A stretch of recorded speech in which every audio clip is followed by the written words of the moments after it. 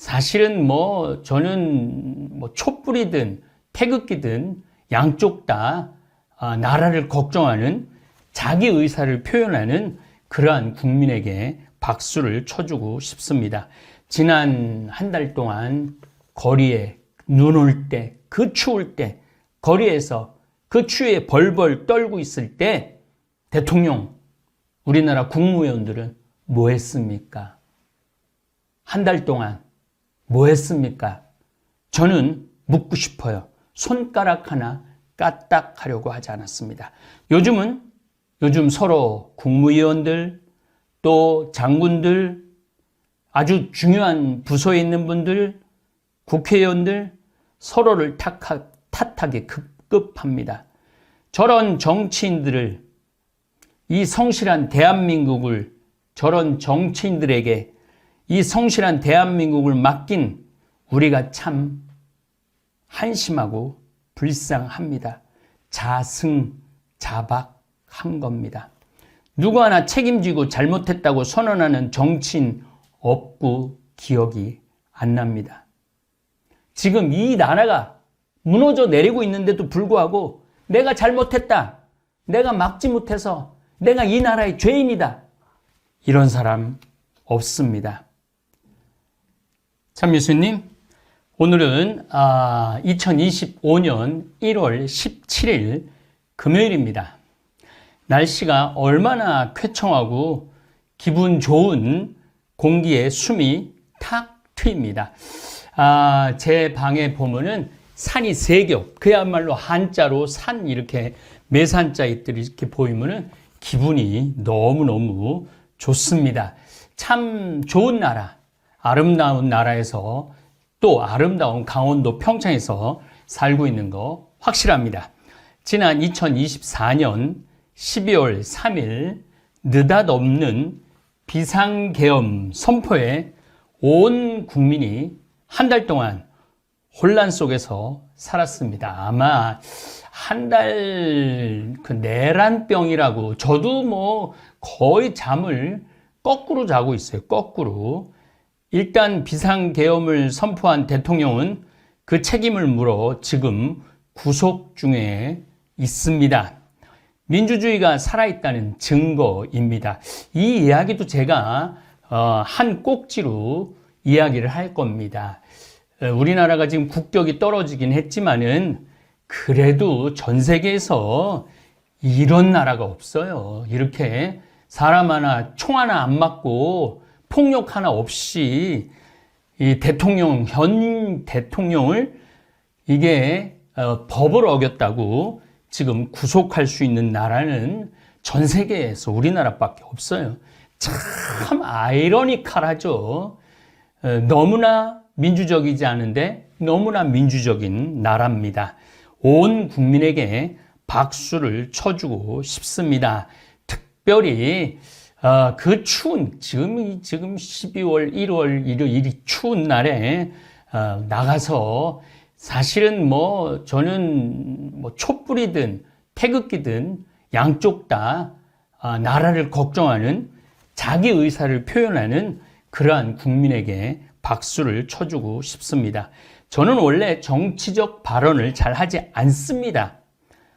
왜냐하면 발언을 하지 않아도 온 몸이 그냥 제가 정치적인 발언을 하지 않아도 온 몸이 그냥 정치적 발언하는 것처럼 느껴지기 때문에 굳이 말로까지 표현하지 않습니다. 그런데 이번 비상계엄 선포, 한 3시간 반 정도밖에 안 됐지만은 그냥 넘어갈 수 있는 문제는 아닙니다. 이 비상계엄 선포 하나로 대한민국이 겪을 고통이 눈에 선하기 때문입니다. 저는 나름대로 여러 가지 강의를 준비하면서 창조론부터 진화론, 또 우리 46억 원의 지구의 이렇게 변화, 또 우리 구석기 시대, 신석기 시대, 이런 또 4대 문명, 이런 거를 하면서 이게 정치적인 바람이, 지도자의 바람이 어떻게 돌아가는 건지 눈에 조금 보여요. 그런데 이번 이런 것들에 대한 표징에 대한 이야기 단 한 번 강의, 윤석열과 저글링이라는 주제 하나 강의로 온 나라가 들썩였습니다. 댓글이 10,000개가 달렸어요. 10,000개. 40만 조회인데, 물론 제 다른 강의는 200만, 300만, 많은 경우는 1,000만이 넘는 경우도 있어요. 그런데 댓글이 많이 달려야 2,000개, 3,000개인데, 요거는 지금 40만 밖에 조회가 안 됐는데도 댓글이 10,000개가 달렸어요. 아마 댓글 10,000개에 달린 거를 제가 한번 찾아봤어요. 거의 없어요. 그냥 많이 달려야 정말 한 100만 조회, 200만 조회 해도 댓글은 3,000개, 5,000개 정도 되지 10,000개 달린 거는 거의 제게 유일한 것 같아요. 그만큼 제 강의에 대한민국이 관심이 많다는 것에 감사했습니다. 그런데 많은 경우 댓글 부대의 글이었습니다. 신부가 왜 정치냐? 신부 관두고 정치나 해라. 윤석열이 뭐냐? 황창현. 나 이제 더 이상 성당 안 다닌다. 되살림 회원 탈퇴한다. 나부로 위선자라고 그러고 다볼 서이버 성당도 관둔다. 등등 입에 담기 힘든 비난 욕을 담는 글들. 그것도 똑같은 댓글, 똑같은 닉네임으로 20회가 똑같이 올라와요. 이런 것들은 거의 댓글 부대라고 봐야죠. 그리고 저에게 종북 좌빨이라는 의미를 아는지 모르겠어요. 종북 좌빨에 대해서 이해를 하려고 그러면은 최소한 조선시대 역사는 완전히 꿰뚫어야 돼. 최소한 조선시대를 완전히 역사를 꿰뚫어야지 종북이라는 말, 좌빨이란 말을 쓸 수 있죠. 또 저에게 정의구현 사재단이었구나, 빨갱이였구나, 이런 표현도 쓰는 분들도 참 많습니다. 저는 북한을 싫어합니다. 아주 싫어합니다. 왜? 하느님을 믿지 않기 때문입니다. 빨갱이 아닙니다. 북한이 불쌍합니다. 많은 국민들이 자유를 박탈당합니다. 178개 국가 중에 민주주의 지수가 178등인 나라입니다. 그런데 제가 종북을 과연 할까요? 그거는 모르는 소리입니다. 우선 저는 윤석열과 저글링 같은 강의를 지금도 100개는 더 할 수 있어요. 그거보다도 더 강력하게 100개는 더 할 수 있습니다. 그나마 참는 것입니다. 왜냐하면 태극기 부대 안에도 우리 천주교 신자들도 있고 그들도 하느님의 자녀이기 때문에 존중하고 싶습니다. 생각이 다를 뿐이지 죄인은 아니라는 생각을 합니다. 생각이 다른 것과 죄인은 엄연히 다른 것. 민주주의이기 때문에 생각이 다를 수 있죠. 나하고 생각이 다르다고 나보고 죄인이라고 그러고 옷벗으라고 그러고 신부 관두라고 이렇게 말하는 사람은 바로 그게 폭력입니다. 저는 윤석열 지지하는 분들한테 한 번도 욕한 적이 없어요. 지금까지 한번 찾아보세요. 한 번도 욕한 적 없어요.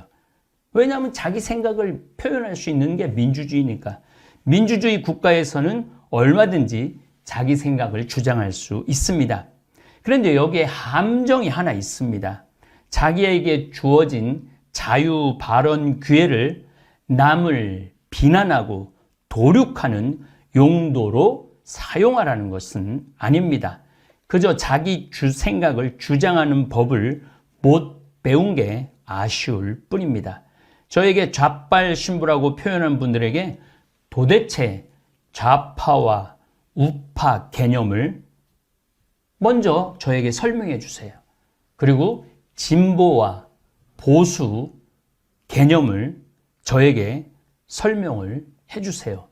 좌파와 우파 다 나쁜 거 아니에요. 어느 사회든 우파만 있으면 우파만 있을 수가 없어요. 어느 사회든 좌파만, 물론 북한은 뭐 거의 한 색깔이라 그거는 있을 수 없는 거예요. 저에게 좌파 신부라고 얘기를 하는 분들은 자기가 가지고 있는 좌파 개념을 먼저 저에게 설명을 해 주세요. 그리고 주장하고 토론해 주세요. 좌빨. 나는 좌빨이라는 말을 뭐 생각해 봤던 적이, 좌파의 빨갱이라는 뜻인가? 아마 그게 맞을 거예요. 좌파의 빨갱이라는 몰아치는데,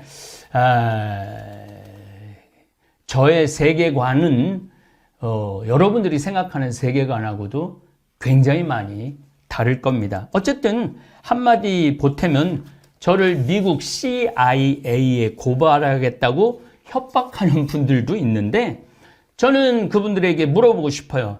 FBI 하는 일과 CIA 하는 일을 정확하게 구분할 줄 아는 분인지 이야기하고 싶어요. FBI가 무슨 약자인지, CIA가 무슨 약자인지, FBI는 무슨 일을 하고 CIA는 무슨 일을 하는지 그거를 좀 저에게 설명해 주고 난 다음에, 그 다음에 CIA는 미국을 위협하는 해외 활동, 해외에 관련된 업무를 관장하는 거예요. 저는 미국을 위협하지도 않고 활동도 하지 않아요. 근데 왜 나를 CIA에 고발한다고 그래요? 그거를 댓글을 쓰는 분들 저는 만나고 싶어요. 그래서 좀 물어보고 싶어요. CIA 누가 아는 사람 있느냐고. CIA 아는 사람? 저는 없어요. 저는 CIA, FBI에서 일하는 사람은 내가 좀 꽤 알고 있어요. FBI에서 일하는 사람들은 꽤 많이 알고 있어요. 근데 CIA에서 일하는 사람, 연락처, 진짜, 그 댓글을 쓰는 분은 자기가 가스라이팅, 그러니까 세뇌 당하는지도 모르고 쓰는 거죠. 이번 비상계엄 사태로 우리 서로의 민낯을 확인할 수 있었습니다. 그리고 댓글 닉네임을 보면 아주 가끔 내가 아는 닉네임도 있지만 1000개 악성 댓글 가운데 999개의 닉네임은 처음 보는 닉네임이에요. 그러니까 막 개떼처럼 막 뭐라고 그래야 되나? 진짜 입에 담고 싶지 않은 정도의 수준의 글들을 올리는 분들, 저 그렇게 바보 아닙니다. 그리고 저하고 지금 5년 동안 교감을 가지고 있는 분들 닉네임 전 거의 다 외워요. 그러니까 여러분들이 나는 지금 댓글 부대다 라고 그냥 글만 올라오면은 다 알 수 있어요. 그런 분들 때문에 내가 마음이 신부님 화가 나서 아니요. 왜냐하면은 그분들도 이제는 알아야 돼요. 자기네들 주장하는 게 절대적인 게 아니라는 게. 그리고 자기네들 주장하는 것이 얼마나 어리숙하다라는 것을 알려주려고 제가 이 이야기를 합니다. 저를 지지해 주는 분들이 그런 댓글 신경 쓰지 말라고 응원해 주시는데 당연합니다. 지난 5년 동안 저하고 생각을 나누고 삶을 나누는 닉네임은 내가 너무너무 사랑하죠. 그리고 그 악성 댓글에 그런 건 거의 없습니다. 그러면 안 그래도 말에 강력한 영향이 있는 제가 이번에 강하게 강의를 했느냐고 묻는 분들 있습니다. 저는 1997년 평택 비전동 본당 신부 때 금융 위기를 겪었습니다. 본당 신자들 한 4,000명 됐는데 수도 없이 망하고 거리로 나앉고 대학 다니는 자녀들은 학비를 못 내고 휴학을 하고 그날 먹을 것도 없는 교우들을 돌보느냐 정신이 없었고 경기도 또 이동을 해갖고 경기도 광주 능평성당에 발령받아 보니 분당에서 우리가 태제곡이라는 걸 넘어서면 분당에서 망에 넘어오신 교우들이 많았습니다. 교우들 겨우 그때는 500명밖에 되질 않았는데 30명에게 학비 지원을 해 주었습니다. 댓글 가운데 저에게 정치적 중립을 지키라고 경고하는 분들이 있는데 아주 유명한 사람이 쓴 거 엘리 비젤이라고 중립은 압제자를 도울 뿐 결코 피해자를 돕지 않는다. 나는 중립 지킨다고 지금 피해를 보고 있는데 난 중립 지킬 거야. 그거는 압제자를 돕는 거죠. 침묵은 박해자를 도울 뿐. 나는 말 안 해. 지금 대한민국이 이런데 난 신부니까 말 안 해. 신부니까 더 말하긴 했지만은 말 안 해. 침묵은 박해자를 북돋을 뿐. 침묵을 한 박해자를, 내가 잘하나 보다. 이렇게 박해자를 북돋을 뿐 결코 고통받는 자를 일으켜주지 않아요.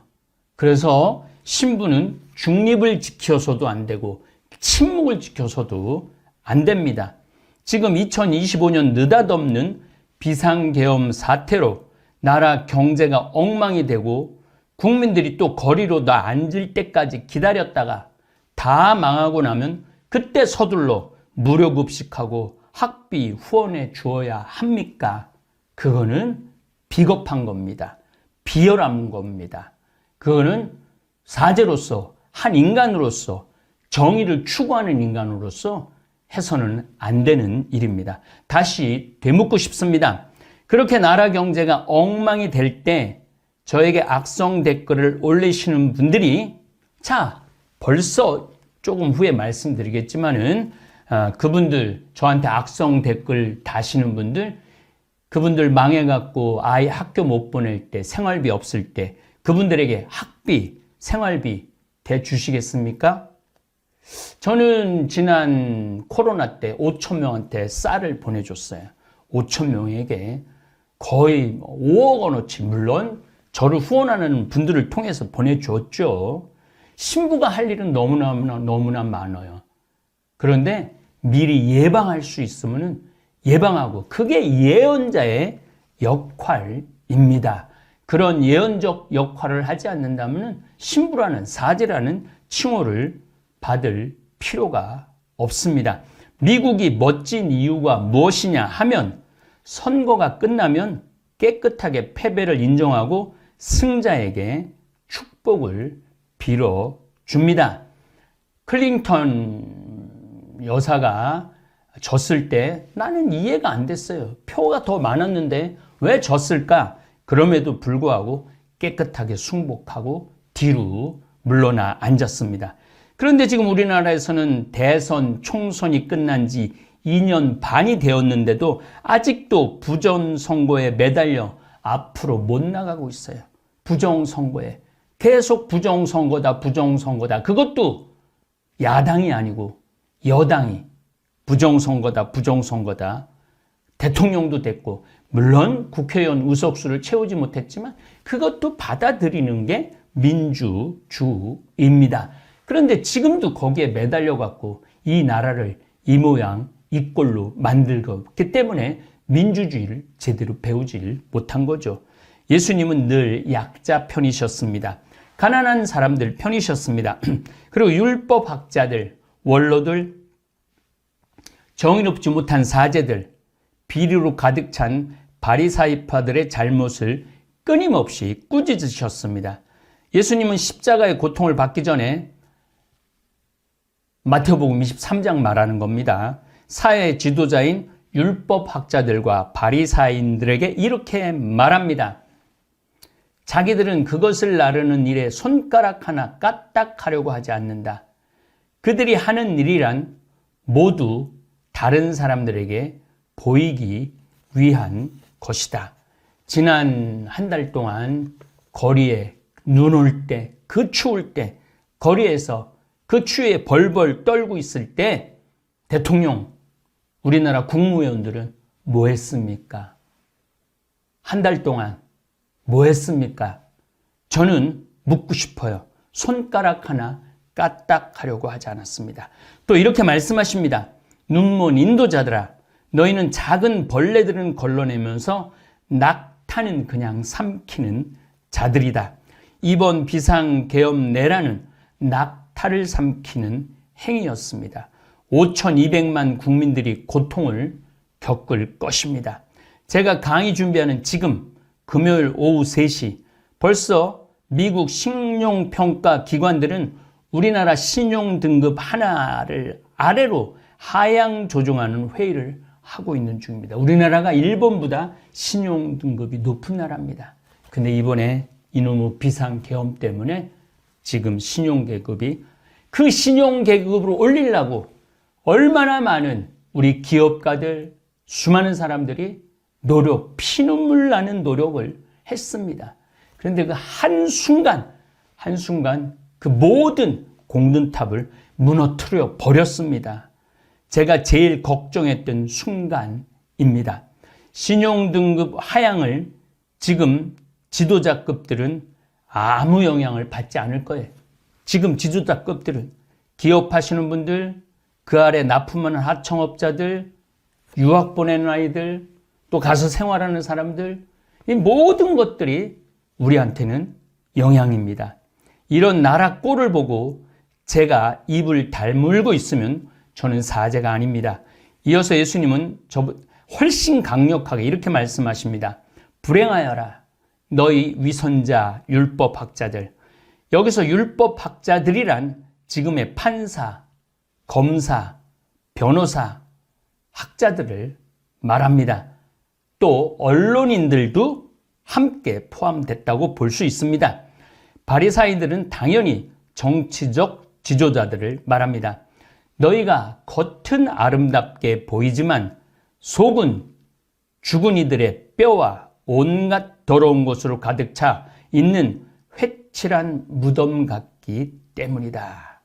우리나라 국회의원들 300명 등원할 때 다 넥타이하고 정장, 까만 옷하고 정장합니다.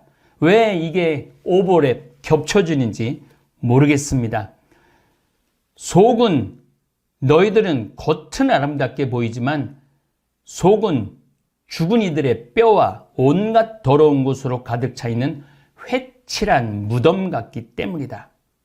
저는 마태복음 23장 이 말씀을 보면서 지금 대한민국을 이끌고 있는 국무위원들, 국회의원들을 보면서 회칠한 무덤 같아 보입니다.